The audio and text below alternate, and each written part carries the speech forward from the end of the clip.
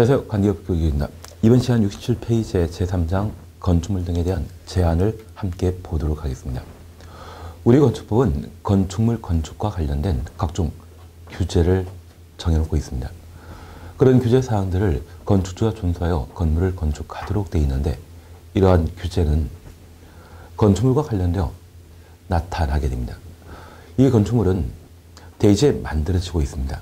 그래서 대지에 관련된 규제를 마련하고 있고, 이러한 대지는 도로에 인접해 있을 때는 대지이고, 도로에 접하지 않은 땅은 맹지라 표현하고 있습니다.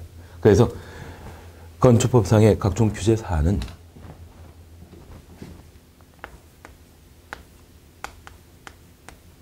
도로에 대한 규제와 대지에 관한 규제, 그리고 이 대지에 존재하는 건축물에 관한 각종 규제 사항들을 마련하고 있습니다. 그리고 이러한 건축 제한 규정들을 모두 준수하면 문제없지만, 제한 규정을 위반한 때에는 철거 등의 시정명령 대상이고, 그러한 시정명령에 불응한 때는 이행 강제금을 부과 징수하게 됩니다. 그러면 첫 번째, 도로와 관련된 사항들을 함께 살펴보는데, 우리 교재 67페이지에는 도로 개념을 다루고 있습니다. 도로란 사람의 보행과 차량 통행이 동시에 가능한 너비 4m 이상의 도로와 예정 도로를 건축법상 도로라 표현하고 있습니다. 사람이 도로를 이용하게 된다면 그때는 보행이라 표현하고, 차량이 도로를 사용하게 된다면 그때는 통행이라 표현하는데, 이 도로에는 폭 1.8m 정도의 차량이 서로 교차 통과하고 사람도 함께 이용하게 됩니다. 그래서 건축법상 도로의 폭은 원칙적으로 4m 이상입니다. 그런데 이러한 4m 도로의 경우는 차도와 인도의 구분이 없거든요. 우리나라에서 도로 설치와 관련된 규정에 따르게 되면 도로의 너비를 4m 도로와 6m 도로로 구분하고 있는데, 이 두 개의 도로는 차도, 인도의 구분이 없습니다. 가끔 차 한 대를 도로 한켠에 주차시키고 두 대 차량이 교차 통과되는 도로를 본 적이 있습니다. 그러한 도로는 6m 이상의 도로가 됩니다. 그리고 보도가 만들어지게 되는 것은 너비 8m 이상의 도로부터 인도가 만들어지게 되는데, 도로 규정에 따르게 된다면 12m 도로와 15m 도로, 20m 도로, 그리고 25m 도로로 각각 구분하고 있습니다. 도로의 너비가 25m 이상이라고 하면 그때는 대로란 말을 붙여주는데, 가끔 강남대로란 말 들어본 적 있으시죠? 그러한 도로는 너비 25m 이상일 때 대로란 말을 현재 붙여줍니다. 그래서 이러한 도로 요건을 살펴보면 사람의 보행과 차량 통행이 동시에 가능한 너비 4m 이상의 도로와 그 예정 도로를 도로라 표현하고 있습니다. 그래서 고속도로, 자동차 전용 도로의 경우는 사람은 이용할 수 없거든요. 그러한 도로 구조는 건축법상 도로가 못 됩니다. 그래서 사람의 보행과 차량 통행이 동시에 가능한 너비 4m 이상의 도로를 건축법상 도로라 표현하게 됩니다. 그러면 우리 교재 68페이지에는 도로의 지정, 폐지, 변경, 그리고 3번 대지와 도로 사이의 관계를 다루고 있습니다. 건축법령에 따라 도로가 만들어지는 절차를 지정, 폐지, 변경이라 표현하고 있습니다. 이해관계에 동의받아 도로를 지정, 폐지, 변경하도록 되어 있고, 이러한 방법으로 도로가 만들어지게 되면 도로 주변의 땅은 모두 대지가 되게 됩니다. 그 대지와 도로 사이의 관계를 함께 살펴보는데, 도로가 새로 만들어지고 그 주변 땅이 대지라고 하면 이 대지에 만들어져 있는 건물을 도로를 사용하는 차량, 사람이 출입할 수 있을 때 대지 안에 존재하는 건축물을 제대로 이용할 수 있죠. 그러면 저 출입 통로의 관계가 바로 대지와 도로 사이의 관계라 표현하게 됩니다. 그러면 우리 교재 보시게 되면 이런 말이 있습니다. 68페이지에 3번 대지와 도로 사이의 관계 보시니, 동그라미 1번에는 접도 기준이 있습니다. 건물을 건축하는 대지는 2m 이상 도로에 접하여야 한다. 그러면 우리 잠깐 이해해 볼 게 있습니다. 만약 저 도로로부터 1m 떨어진 곳에 땅이 마련되었다고 하면 저 땅은 맹지이죠. 대지란 도로에 딱 붙어 있을 때만 대지가 되게 됩니다. 그러면 이러한 대지가 도로에 2m 이상 접하여야 한다. 이 대지가 도로에 2m 이상 접하라는 이야기입니다. 그러면 출입 통로가 2m 이상이 확보되게 되면 차 한 대와 사람이 저 대지에 드나들 수 있죠. 그래서 이 대지와 도로 사이의 관계는 출입구 역할하는 것을 말하게 됩니다.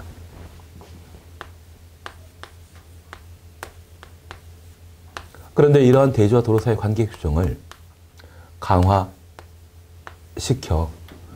연면적 2000제곱미터 이상의 건축물, 가로속의 공장의 경우는 3000제곱미터 이상입니다. 이러한 건축물을 건축하는 대지의 경우는 너비 6m 이상의 도로에 4m 이상 접하여야 한다. 그래서 최근 5년 사이에 이 부분을 2번 정도 시험에 출제했는데 매번 시험에 내게 되면 이 특례 규정들을 시험에 내고 있더라고요. 그러면 우리가 주택에 관한 사항들을 공부하면서 단독택과 공택을 구분했고, 공동택은 주택의 사용 층수가 5계층 이상이면 아파트, 4계층이 아니면 연립 또는 다세대 주택이었습니다. 연립주택은 동당 바닥 면적 합이 660제곱미터를 초과하는 주거용 건축물을 연립주택이라 했습니다. 그러면 이러한 대지 안에 동당 바닥 면적 합 700제곱미터인 연립주택을 3개 동을 만들게 되면 연면적 2000제곱미터 이상이죠. 그러면 이러한 연립주택 단지에는 많은 사람들이 드나들기 때문에 그 많은 사람들을 감당할 수 있는 충분한 도로 구조가 필요하죠. 그래서 이러한 경우는 6m 도로에 4m 이상 접한 때 2000제곱미터 이상의 건물을 건축할 수 있습니다. 그래서 우리가 도로를 보고 땅을 구입할 필요가 있습니다. 내가 구입하고 사는 땅이 폭 6m 이상의 도로에 접해 있다고 하면 규모 큰 건물 건축할 수 있죠. 반면에 도로 너비가 달랑 4m밖에 안 된다고 하면 그에 인접한 땅이 1000제곱미터이고 만약 용적률이 500%라고 하면 다른 조건을 배제하게 된다면 연면적 5000제곱미터까지 건축할 수 있지만 이러한 땅이 4m 도로에 접해 있다고 하면 건축법이 정하는 규정에 미달되기 때문에 이러한 경우는 2000 미만의 건물만 건축하게 됩니다. 그래서 도로가 건축을 건축할 수 있는 주요 요건이 된다는 것을 한번 살펴놓습니다. 실제 이런 일이 발생한다고 하면 대지 소유자가 2000제곱미터 이상의 건물을 건축하기 위해 자기 땅 중에 한 2m 부분을 도로 경계선으로부터 2m 떨어진 부분까지를 도로 부지에 내놓게 된다면 그제서야 6m 도로가 만들어지게 되거든요. 그래서 각종 개발 사업자가 자기 땅 일부를 도로 부지에 내놓는 경우가 있다면 이런 때에 그런 일이 발생하게 됩니다. 그래서 너비 6m 이상의 도로에 접한 땅이 효용 가치가 높죠. 덕분에 비싸게 거래되지 않겠습니까?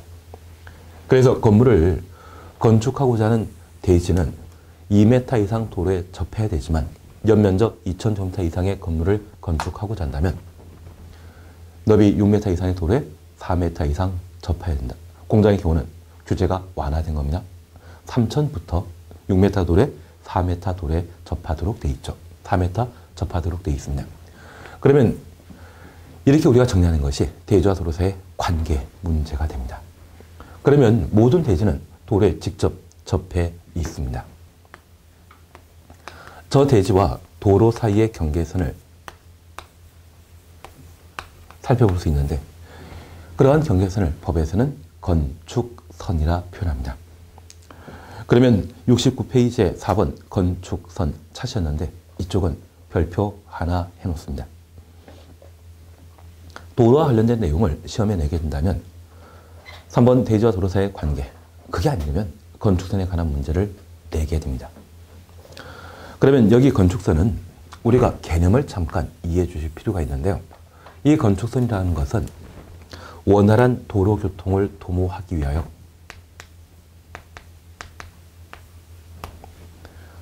대지 소유자가 건물을 건축하게 된다면 그 건축물에 대한 건축 한계선을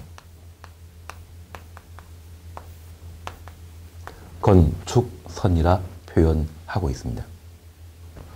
그래서 우리가 도로를 이용하다 보면 그 도로에는 이런 형태를 우리가 볼 수 있습니다. 도로란 차도만 도로가 되는 것 아니죠. 인도도 도로입니다.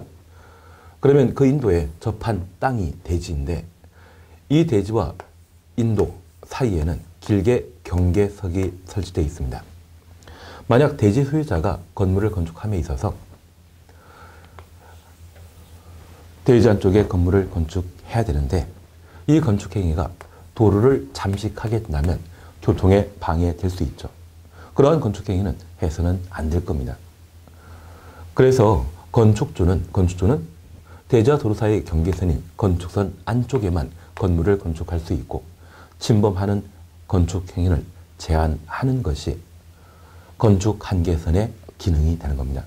그 건축 한계선의 준말이 바로 건축선이거든요. 일반적인 건축선은 대지와 도로 사이의 경계선이 건축선이 되게 되는데 가끔 저 건축선이 대지와 도로 사이의 경계선이 아닌 경우가 있습니다. 그러한 형태를 건축선 지정이라 표현하게 되는데 이 건축선 지정과 관련되어서는 69페이지에 양가리문 보면 동그라미 1번 소유업에 못 미치는 업의 도로 이 경우에 건축선이 대지의 특정한 곳에 정해지는 경우가 있습니다. 그리고 2번 도로 모퉁이의 대지 시험에 안 나오기 때문에 그냥 지나갑니다. 그리고 3번 건축선의 별도 지정 시군구청장은 시가지 환경을 정비할 목적으로 도시 지역 내 4m 범위 내 건축선을 따로 지정할 수 있는데 그렇게 지정되게 되면 지정된 건축선 안쪽에만 건물 건축하도록 되어 있는 제도입니다. 그래서 시가지의 환경을 정비할 목적으로 도시 지역 내 4m 범위 내 건축선을 따로 지정할 수 있다. 이러한 세 가지 경우라면 현재 대지와 도로 사이의 경계선이 아닌 다른 부분이 건축선이 되게 됩니다. 그 중에 시험에 계속 반복해 출제하는 것이 있다면 바로 도로가 소유노비에 못 미치는 경우 소유노비에 못 미친다고 하는 것은 소유노비에 미달되는 것을 말합니다. 그러면 이제 이렇게 잠깐 살펴놓습니다. 우리가 도량형이라는 말을 들어본 적 있습니다. 요즘 킬로그램 또는 그램으로 무게 재고 아파트 크기에 대해서는 평 대신 제곱미터로 표현하고 있죠. 그처럼 어떤 측정 단위의 무게를 어떤 평가 단위를 통일시키는 것이 있다면 그것을 도량형이라 표현하고 있는데 이러한 도량 제도는 한 조선시대 때 어느 정도 확립되었다고 하더라고요. 그러면 그 조선시대 때는 도를 이용하는 것은 사람 아니면 말 정도입니다. 마차라고 하는 개념은 조선시대 때는 아예 없었습니다. 중국에서나 마차 끌고 다니는 것이지 조선시대 때는 그런 것 없었거든요. 그래서 우리가 한옥마을을 방문하다 보면 그 한옥마을에는 너비 1m, 너비 2m 정도 되는 도로에 여러 대지의 한옥이 만들어져 있는 것을 본 적 있습니다. 그리고 도로의 폭이 4m가 되었던 것은 외정 이후입니다. 외정 때는 승용차가 도를 이용한다 해서 신장로라고 하는 개념을 새로 만들게 되었거든요. 그러면 이렇게 이미 건물이 조성된 상태에서 사후 입법으로 도로 너비를 4m로 변경했다고 하면 이런 사후 입법으로 과거에 각종 상황들을 불법 행위로 단정하기는 곤란하죠. 그래서 이러한 경우는 기득권을 인정하게 됩니다. 그런데 이 대지 소유자가 자신의 건물을 철거하고 새로운 건물을 건축하고자 한다면 이때는 법령이 바뀌었다 해서 현재 도로 폭 2m에서는 건축 행위를 할 수 없다 통지를 하게 됩니다. 만약 이런 경우라고 하면 토지 소유자는 자기 땅 중에 2m 정도를 도로 부지에 내놓고 각종 개발 행위를 할 수밖에 없습니다. 그런데 우리 원도심이나 또는 구도심의 토지 소유 형태를 살펴보게 되면 30평이나 50평 정도의 땅을 가지고 있으시거든요. 그분들이 자기 땅 중에 2m를 도로 부지에 내놓고 개발 사업하기 위해서는 좀 뭔가 부족하죠. 그래서 이런 분들은 한 수십 년 동안 지붕에 비가 새겨진다고 하면 방수표를 씌워놓고 생활하고 계십니다. 그분들이 바라는 것은 딱 하나죠. 재개발. 그 재개발 사업을 시행하게 되면 충분한 도로가 확보되게 되고 이후에 어떤 개발 사업을 통해 이익을 얻을 수 있거든요. 그러면 이렇게 소요 너비가 미달되는 도로를 향후 언젠가는 소요너비만큼 도로를 확장시키게 될 겁니다. 그럴 때 양쪽의 토지 소유자가 각각 존재하는데 두 토지 소유자 중에 2m 정도의 땅을 도로 부지에 내놓게 된다면 폭 4m 도로가 확보되게 되고 이후에는 각종 개발 사업이 어느 정도 자유로울 수 있죠. 그런데 이 두 사람이 초, 중, 고등학교 동창생이었습니다. 그리고 한 분이 좀 덩치가 크고 힘도 세셨는지 앞에 대지 소유자를 평상시에 좀 괴롭힌 것 같습니다. 그래서 이분이 한번 그분하고 식사하시면서 내가 과거에 너한테 참 잘못한 게 많은데 이번에 딱 한 번만 더 도와주면 평생 죽을 때까지 신세 잊지 않고 꼭 은혜 갚을게. 그런 이야기를 하는 경우가 있습니다. 다른 이야기 아니죠. 너 땅 중에 2m를 도로 부지에 내놔달라. 그러면 이러한 사안들로 도로를 확보하게 된다고 하면 이 두 당사자 사이에 서로 싸움밖에 발생 안 하죠. 그러면 우리가 제3자, 이 두 토지 소유자 아니라 생각하시고 제3자 입장에서 공평하게 서로의 동일한 부담 아래 도로가 만들어지는 방법 생각나시는 거 있으시죠? 도로 부지가 만들어지게 되면 토지 소유자 입장에서는 부담스러우니 각각 공평 부담하는 게 필요하죠. 그래서 도로 경계선으로부터 각각 1m 정도를 도로 부지에 내놓게 된다면 공평 부담 원칙에 따라 처리할 수 있지 않습니까?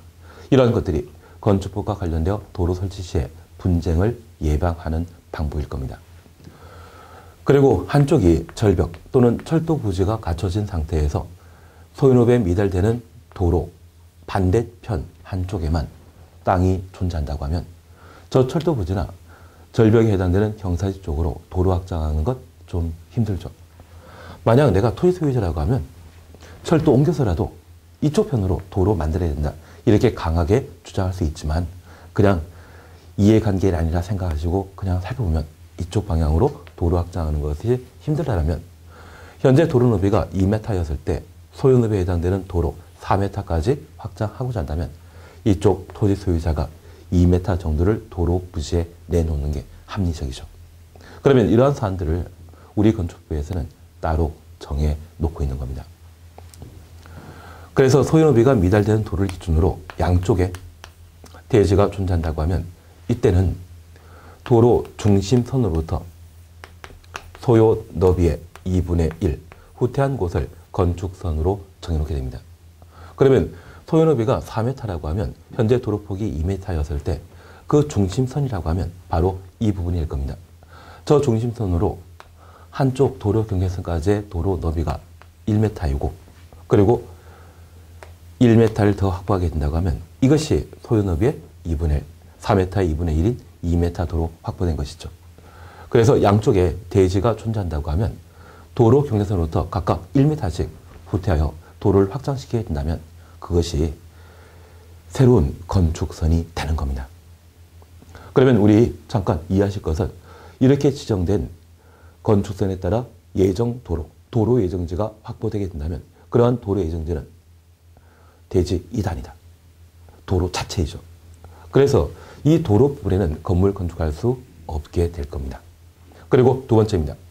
한쪽은 절벽이고 다른 한쪽만 대지가 존재한다고 하면 이때는 절벽이 있는 곳을 법에서는 경사지라 표현하는데 그 경사지가 있는 도로 경계선으로부터 소요 너비만큼 후퇴한 곳을 건축선이라 표현하게 됩니다. 그러면 경사지에 있는 도로 경계선은 이 부분인데 이 부분으로부터 소요 너비 4m 후퇴한 곳을 건축선이 하면 현재 도로폭이 2m 확보되었기 때문에 대지가 있는 도로 경계선으로부터 2m 후퇴한 곳이 바로 딱 4m 되는 부분이죠. 그래서 2m 정도를 도로 부지에 내놓게 된다면 폭 4m 도로가 확보되게 됩니다. 다만 지정된 건축선과 현재 대지와 도로 사이의 경계선 사이의 공간은 예정 도로이기 때문에 도로 자체이죠. 건물을 건축할 수 있는 대지에 포함되지 않게 됩니다. 그래서 우리 교재 69페이지를 보게 되면 동그라미 1번에 소유너비에 못 미치는 너비의 도로의 경우에는 그 중심선으로부터 중심선 동그라미 놓습니다. 소유너비 2분의 1 수평거리만큼 물러난 선을 건축선으로 한다. 소유너비의 2분의 1 동그라미 해놓습니다. 그리고 니은번 소유너비에 못 미치는 너비의 도로 반대쪽에 경사지, 철도 부지 등이 존재하는 경우에는 경사지층이 있는 쪽의 도로 경계선에서 소요 너비에 해당되는 수평거리의 선을 건축선으로 한다. 도로 경계선 동그라미 놓으시고 소요 너비 동그라미 해놓습니다. 그래서 우리 건축선이 어디에 만들어지게 되는지 그 지정 기준을 건축법에 정해놓게 된다면 소유너비에 못 미치는 도로를 기준으로 양쪽의 토지 소유자의 분쟁을 법에 의해 처리하게 된다고 하면 분쟁 쉽게 해결할 수 있죠. 그런 성격을 가지고 있는 것이 건축선 지정이 되게 됩니다. 그러면 이러한 건축선이 어떤 기능, 효과를 가지게 되는지, 그래서 건축선과 관련된 건축 제한을 함께 살펴봅니다. 최근 5년 사이에 이 건축선에 따른 건축 제한 규정을 2번 시험에 냈는데 동그라미 1번 지문과 동그라미 2번 지문이 이미 주관식으로 시험에 나온 적이 있습니다. 잠깐 내용 살펴보면 이런 있습니다. 건축물과 담장은 건축선의 수직면을 넘어서는 아니 된다. 지표 아래 부분은 그러하지 아니하다. 그래서 이 건축선과 관련된 효과, 건축선을 침범하는 건축행위 할 수 없지만 지표 아래 지표 하 부분에는 건축행위가 가능하다라는 것을 확인해 놓습니다. 그러면 이제 이렇게 다시 한번 살펴놓습니다. 현재 도로, 소유 너비를 충족한 도로가 만들어져 있고 이러한 도로에 인접한 땅이 있다고 하면 이게 대지이죠. 그러면 이 건축선 효과는 대지와 도로 사이의 경계선으로서 지표면 위에만 적용되는 것이 아니라 지표 하 부분에 대해서도 원칙적으로 적용하게 됩니다. 그러면 대지 소유자가 건물 건축하게 되면 대지 안쪽에 건물 건축해야 되지 건축선을 침범하는 건축행위는 할 수 없죠.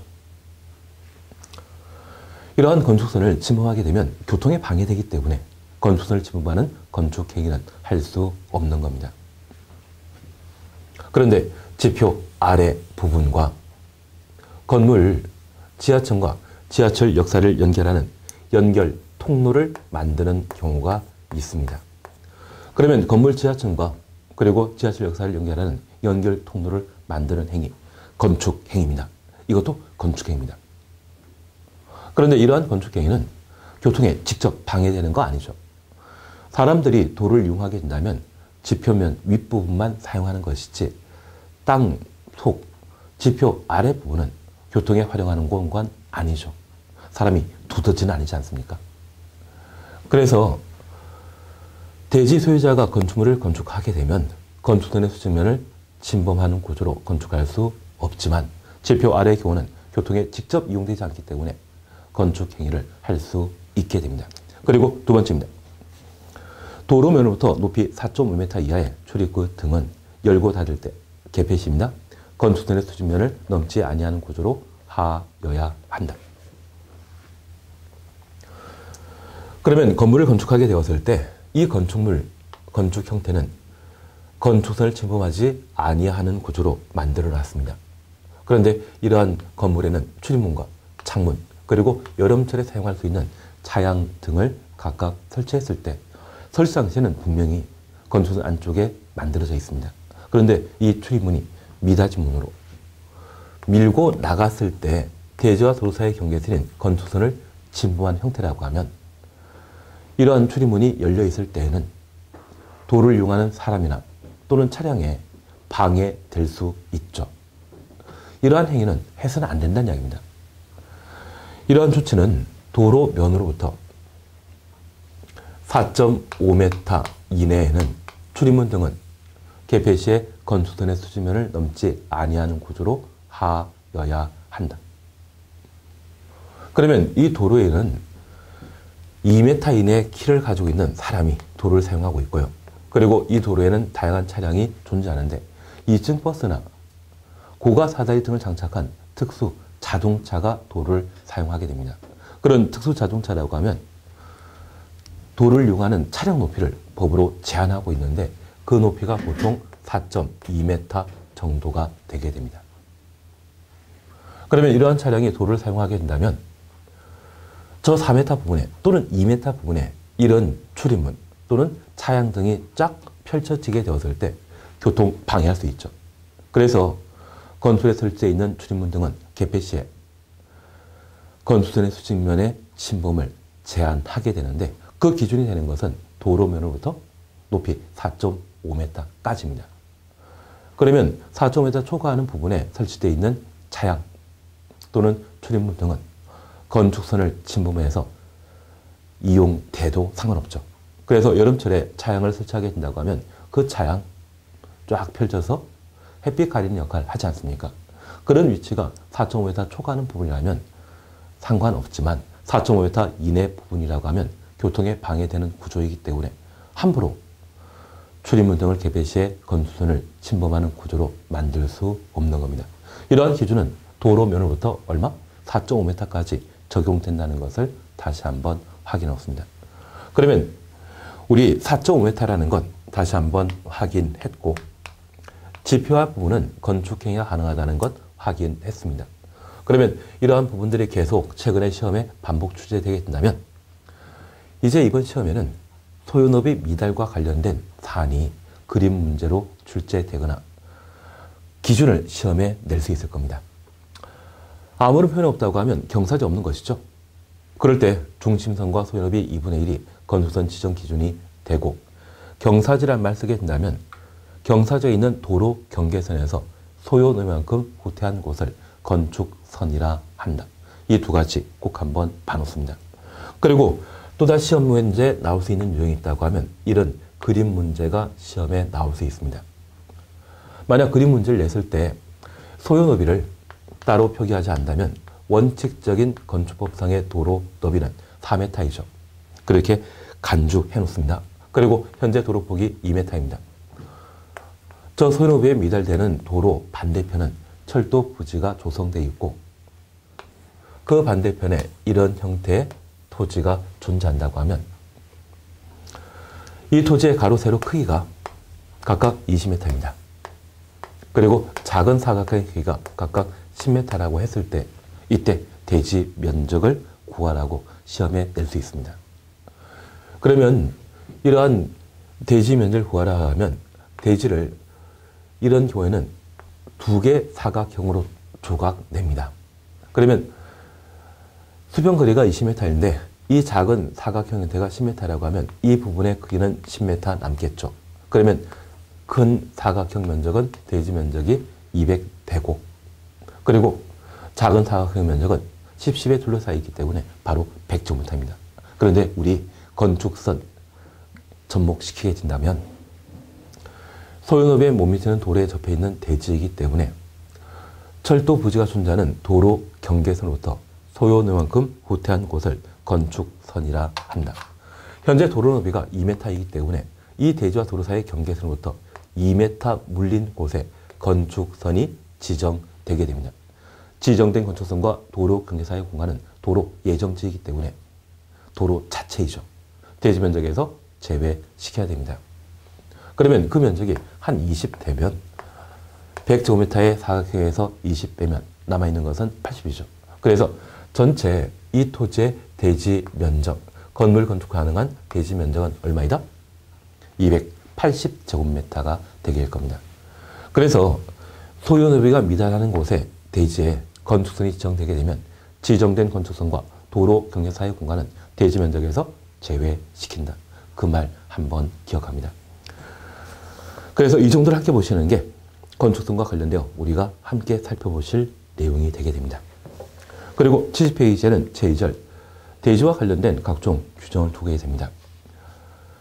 안전하고 튼튼한 건물 건축하기 위해서는 대지도 안전해야 되죠.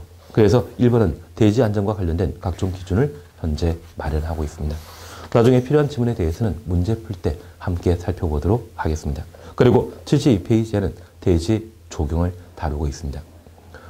이 대지 조경과 관련되어서는 18회 시험 때는 조경 대상과 관련되어 면적 200제곱미터 이상의 대지에 건축하는 건축주는 조경 조치를 하여야 한다. 그래서 작년 18회 시험 때는 200 첫 숫자를 주관식으로 적도록 시험에 낸 적이 있습니다. 그리고 16회 시험 때는 양가로 2번 조경 의무 특례와 관련되어 동그라미 1번에 조경 의무를 생략하는 사안을 시험에 낸 적이 있습니다. 이렇게 최근에 2번 시험에 출제했다고 하면 이 조경과 관련되어서는 시험에 딱히 더 이상 낼 게 없습니다. 만약 시험에 내게 된다고 하면 이번 옥상 조경 정도인데 저 옥상 조경과 관련되어 3분의 2 그리고 100분의 50초가 할 수 없다. 이 정도가 한번 나올 것 같습니다. 그러한 것들은 나중에 문제풀이에서 한번 살펴보면 되겠죠. 그리고 3번 대지 분할 제한입니다. 여기 대지 분할 제한은 한 필지 토지를 분할하여 타인에게 소유권을 넘기게 되었을 때 저 대지 분할하는 최소한의 면적 기준을 다루게 됩니다. 이쪽도 워낙 단순한 문제 형태이기 때문에 대지 분할 제한 면적과 관련되어 주거지역 60, 상업지역과 공업지역은 150, 녹지역 200, 그리고 용도지역이 미정인 곳이라고 하면 60제곱미터에 못 미치는 분할할 수 없다.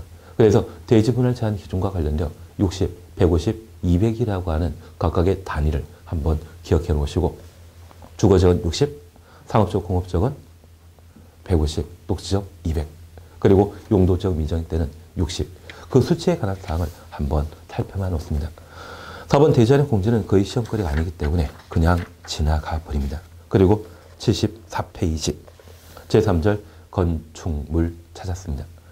양가 1번에 구조 내력이라는 말을 우리가 함께 볼 수 있고 특히 동그라미 2번 구조 안전 확인 별표 해놓습니다. 사실 도로와 관련되어 우리가 공부하실 것은 대지와 도로 사이의 관계, 건축선 정도이고요. 대지와 관련되어서는 대지 분할 제한 60, 150, 200 이 정도 보시는 게 일이 됩니다. 그리고 최근에 출제되었던 대지와 관련된 기출문제 풀다 보면 좀 필요한 내용 쉽게 정리할 수 있죠.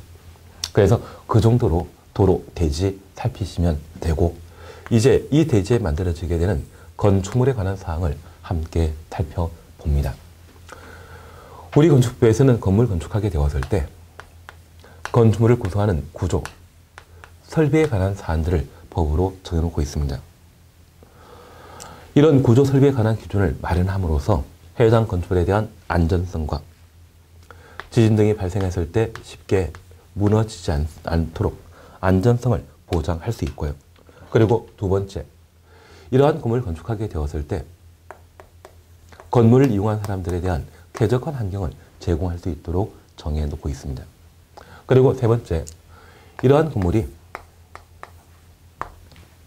사람들의 편리성을 제공함으로써 여러 가지 기능을 제공하게 되는데 우리가 한 10층짜리 건물에 5층을 걸어 올라가라고 하면 한 3층을 걸어 올라가면 잘 안 가시죠.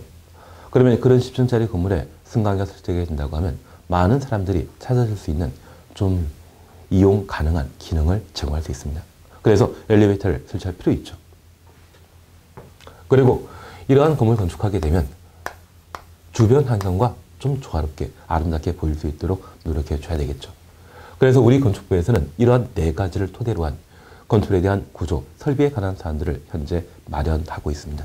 그런데 얘가 우리가 다 꿰찬다고 하면 그것 시설 개론에 공부할 수 있는 내용 모두를 파악한 것이고 그 정도라고 하면 건축사 또는 건축기사 시험 보더라도 충분하죠. 그래서 이 구조 설비와 관련되어서는 시험에 나올 수 있는 것, 최근 개정된 어떤 것 이러한 것 위주로 살펴나갑니다. 다 알면 좋지만 다 아는 것 힘듭니다. 우리 시험 평균 60점 이상이면 합격할 수 있는 시험이죠. 그래서 시험에 나올 수 있는 위주로 한번 정리해 나가시고 나중에 필요한 사안들, 어디서나 가능한 문제가 있다고 하면 그런 것들을 모의고사 형태로서 한번 살펴보도록 하겠습니다. 그러면 우선 구조 설비와 관련되어 첫 번째 안전에 관한 사항을 함께 살펴봅니다. 최근 서울 녹본동에는 건물 공사 도중에 집안을 잘못 건드려 이웃 건물이 붕괴되는 사건이 발생했거든요. 그러면 새로운 건물을 건축하거나 대손하는 자는 충분히 안전에 관한 조치를 고려하여 자기 건물만이 아니라 주변 건물에 피해 끼치지 않도록 노력해야 되죠. 그래서 우리 건축부에서는 구조, 안전과 관련된 제도를 마련하고 그와 관련된 구조, 안전 확인 대상을 법에 정해놓고 있습니다. 우리 74페이지에 동그라미 번 구조, 안전 확인 찾았습니다. 가번 살펴보면 건축허가 대상 건축물을 건축하거나 대손하는 경우 건축허가 대상 동그라미 놓습니다. 해당 건축물의 설계자는 국토교통부령이 정하는 구조 기준 등에 따라 그 구조 안전을 확인하여야 한다. 그리고 나버립니다. 구조 안전 확인한 건축물 중에 다음 하나에 해당되는 건축물의 건축주는 우리 박스 속에 1. 층수가 3층 이상 2. 연면적 500제곱미터 이상 그리고 5번 기둥과 기둥 사이의 거리가 10m 이상 건축물 세 가지 보셨습니다. 이러한 세 가지 건축물의 건축주는 설계자로부터 구조안전 확인 서류를 받아 착공신고하는데 착공신고 동그라미 놓습니다. 그 확인 서류를 허가권자에게 제출하여야 한다. 그러면 건축법령상 구조 설비와 관련된 안전 확인 대상 해당 건축물에 대한 안전을 확인하는 자는 바로 건축주입니다. 바로 설계자입니다. 그리고 저 설계자는 건축 허가받아 건축물을 건축하거나 대수선하는 때 건축사인 설계자가 해당 건축물에 대한 구조 안전 등을 확인하여야 합니다. 그리고 특정 건축물에 있어서는 구조 안전 확인 서류를 건축주가 허가권자에게 제출하도록 되어 있는데 이게 최근 개정되었습니다. 2015년도와 2006년, 2016년도에 각각 개정되었는데 꼭 한번 살펴놓습니다. 여기 구조안전 확인 서류는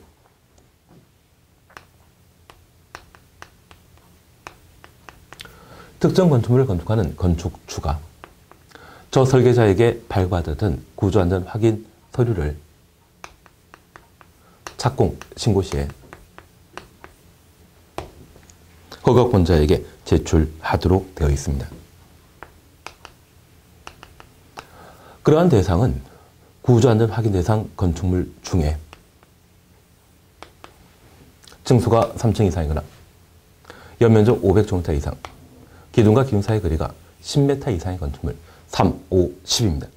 그러한 건축물에 대해서는 건축주가 착공 신고 시에 구조안전 확인 서류를 허가권자에게 제출하도록 되어 있습니다. 그러면 다시 우리가 보실 것은 건축 허가받아 건축물을 건축하거나 대손하는 경우는 구조안전 확인 대상이죠. 그 구조안전 확인 대상은 여기 구조안전 확인 대상과 같습니다. 결국 건축허가 대상 건축물 중에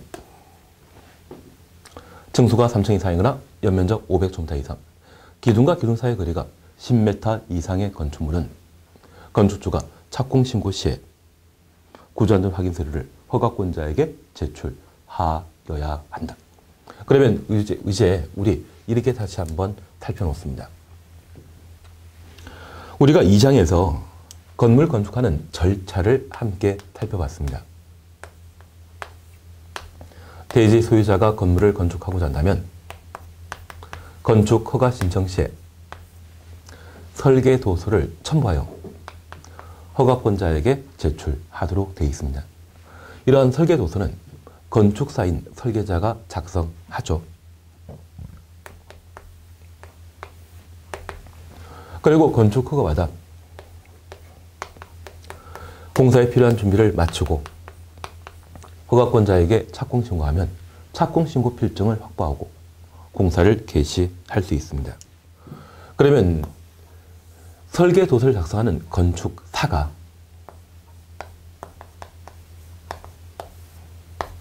설계 도면을 작성하면서 해당 건물에 대한 구조 안전성을 누가? 설계자인 건축사가 확인하게 됩니다. 사실 이전에 법 개정 전까지만 하더라도 저 건축사가 설계 도서를 작성하고 구조 안전을 확인해 주면 그걸로 끝이었습니다. 그런데 이번 녹본 등의 건물 개발과 관련되어 집안을 잘못 건드려 붕괴되었을 때 손상이 심했던 건물에 대해서는 구청에서 바로 철거해버리더라고요. 그리고 지금 손상이 좀 덜한 건물에 대해서는 건물 거주하는 사람에게 별도의 보상 없이 어디 특정한 학교 같은 또는 강당 같은 곳에 임시로 거주할 수 있는 주거 공간만 마련해 줬다고 합니다. 그리고 실제 재산상의 피해와 관련되어서는 개발 사업에 했던 건축주와 직접 손해배상과 관련된 일정한 절차, 아마 소송이겠죠.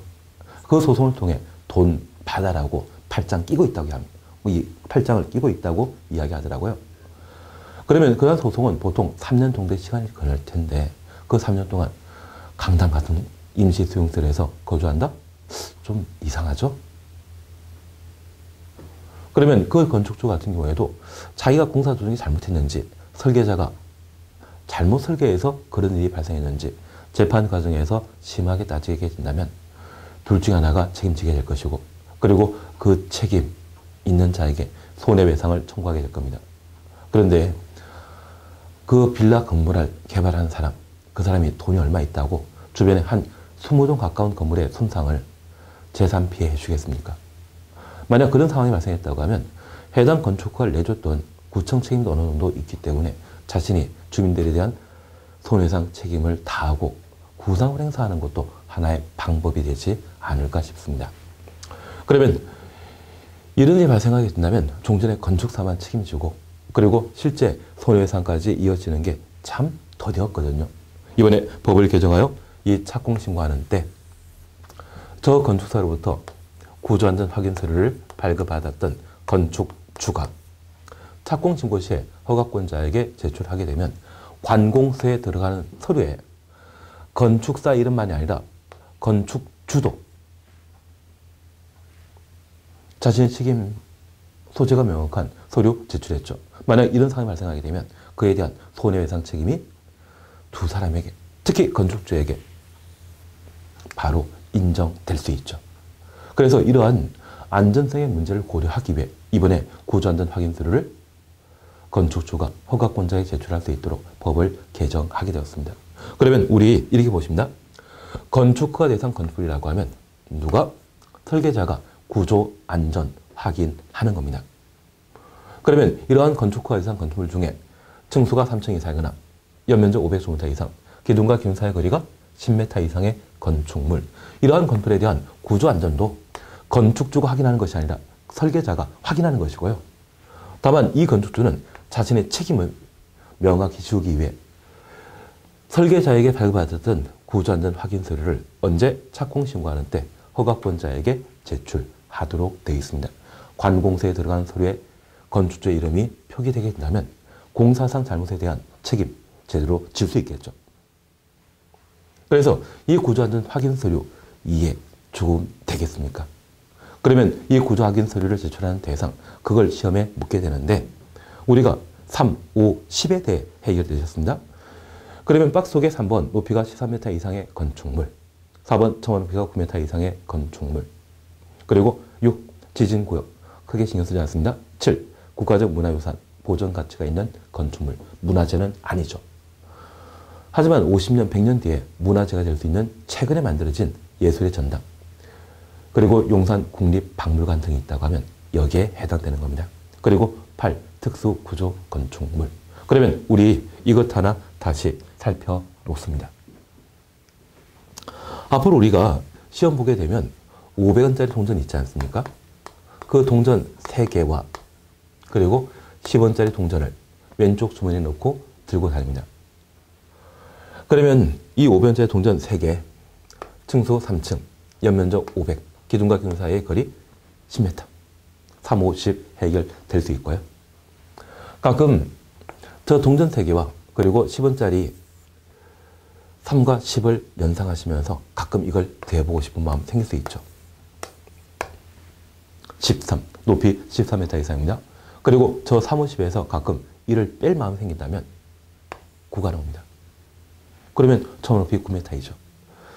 이러한 5가지 요건을 갖출 때는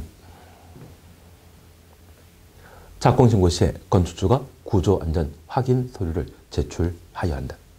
그 정도를 봐놓습니다. 그리고 마지막 우리가 살펴보실 것으로서 75페이지에 양가를 입은 관계 전문 기술자의 협력, 그리고 동그라미 구조기술사의 협력이 있습니다. 기억입니다. 다음 하나에 해당되는 건축의 설계자는 설계자 동그라미, 해당 건축에 대한 구조 안전 확인하는 경우 구조기술사의 협력을 받아야 된다. 건축구조기술사 출청 없습니다. 그러면 우리 건축의 구조와 관련되어서는 건축사보다 건축구조기술사가 사실 전문가입니다. 그런데 우리 건축법상 건축에 대한 구조 안전은 설계를 담당하고 있는 건축사가 확인하는 것이고요. 건축구조기술사는 보조자 역할만 합니다. 다시 한번 보시니 설계자가 건축물에 대한 구조안전을 확인하는 경우 건축구조기술사의 협력 받아야 한다. 그러면 건축구조기술사 협력하는 잘 알았지만 이건 보조자이죠. 그래서 6층 이상의 건축물, 특수구조 건축물, 다중이용 건축물, 준다중이용 건축물, 그리고 5. 지진구역은 거의 시험에 안 나옵니다. 그러면 이러한 4가지 종류의 건축물에 대해 구조 안전을 확인함에 있어서는 건축사가 확인하는 것이고 건축구조기술사는 보조자 역할만 하는 것이죠. 그러면 이것도 오지선다 문제가 출제될 수 있다고 하면 딱 하나 틀린 정답은 하나입니다. 연면적 10,000제곱미터 이상의 건축물. 연면적 10,000제곱미터 이상의 건축물은 건축구조사 협력하여 구조 안전을 확인할 대상 아니거든요. 그래서 6층 이상의 건축물, 특수구조 건축물, 다중이용 건축물, 준다중이용 건축물, 이 4가지는 건축구조기술사와 협력하여 해당 건축물의 구조안전성을 확인하지만 연면적 10,000제곱미터 이상의 건축물은 건축구조기술사의 협력 대상이 아닙니다. 그 정도가 오지선다로 출제될 수 있는 최근 개정사항이 되게 될 겁니다. 그리고 다음 페이지 각종 설비와 관련된 전문기술자의 협력과 관련되어 10,000 이상 나오는 게 있는데 그냥 지나가도 상관없습니다.